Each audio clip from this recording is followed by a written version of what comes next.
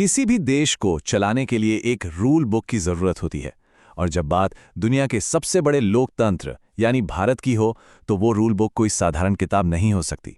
वो एक ब्लूप्रिंट है, एक मास्टर प्लान। आज हम इसी महान भारतीय ब्लूप्रिंट यानी हमारे संविधान की कहानी को समझने की कोशिश करेंगे। जरा सोचिए, साल है 1947। एक नया नया आजाद हुआ देश। 30 करोड़ से ज्यादा लोग जो सैकड़ों अलग अलग भाषाएं बोलते हैं, अलग अलग धर्मों को मानते हैं। ऐसे विशाल और विविधता से भरे देश के लिए एक ऐसा संविधान कैसे बनाया जाए जो सबको साथ लेकर चले? ये हमारे देश के निर्माताओं के सामने सबसे बड़ी चुनौती थी। और इस मुश्किल काम को पूरा करने के लिए देश के कोने कोने से बेहतरीन दिमाग एक साथ आए। इन्हें हम संविधान सभा या कॉन्स्टिट्यूएंट असेंबली के नाम से जानते हैं। यही वो शिल्पकार थे जिनके कंधों पर एक नए और आधुनिक भारत की नींव रखने की जिम्मेदारी थी। देखिए, ये पूरा सफर कोई कुछ दिनों या महीनों का नहीं था। ये एक लंबी और बहुत सोची समझी प्रक्रिया थी।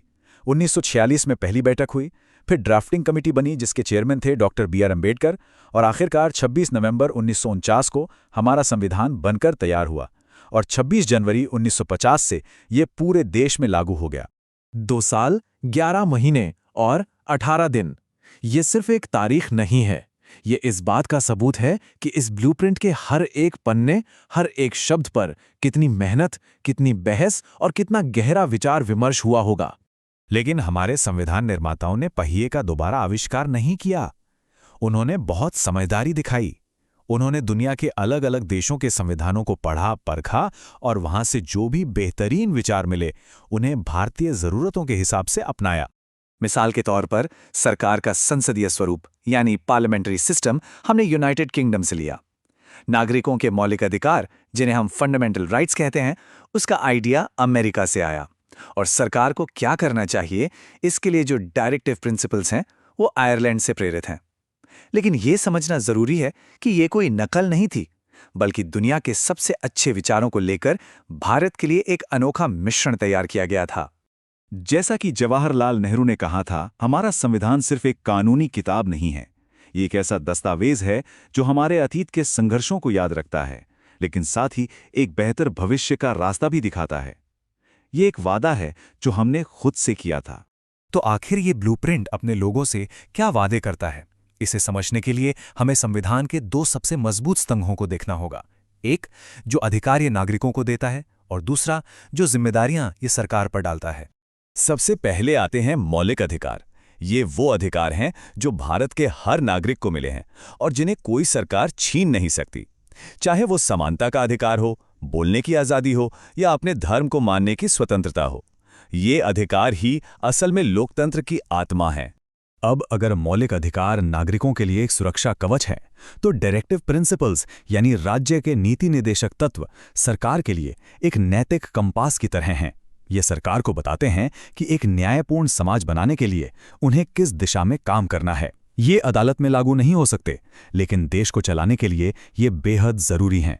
अच्छा, तो वादे हो गए, अधिकार मिल गए, लेकिन देश चलेगा कैसे? कानून कौन बनाएगा?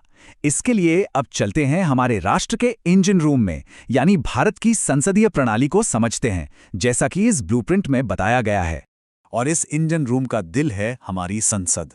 यही वो जगह है जहां पूरे देश के लिए कानून बनाए जाते हैं, नीतियों पर बहस होती है और सरकार को जनता के सवालों का जवाब देना पड़ता है।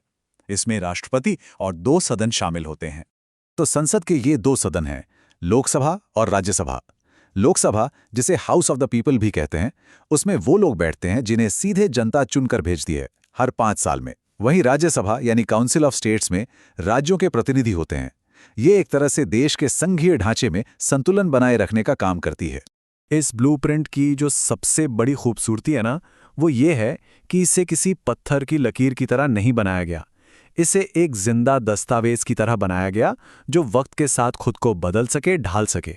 हमारे संविधान निर्माताओं की दूरदर्शिता देखिए। वो जानते थे कि आने वाले समय में देश की जरूरतें बदलेंगी, इसीलिए उन्होंने संविधान में ही आर्टिकल 368 को जगह दी। ये वो जादुई टूल है जो हमारी संसद को जरूरत पड़ने पर संविधान में संशोधन करने यानी बदलाव करने की ताकत देता है। और ऐसा हुआ भी है। आज तक हमारे संविधान में 100 से भी ज्यादा बार संशोधन किए जा चुके हैं।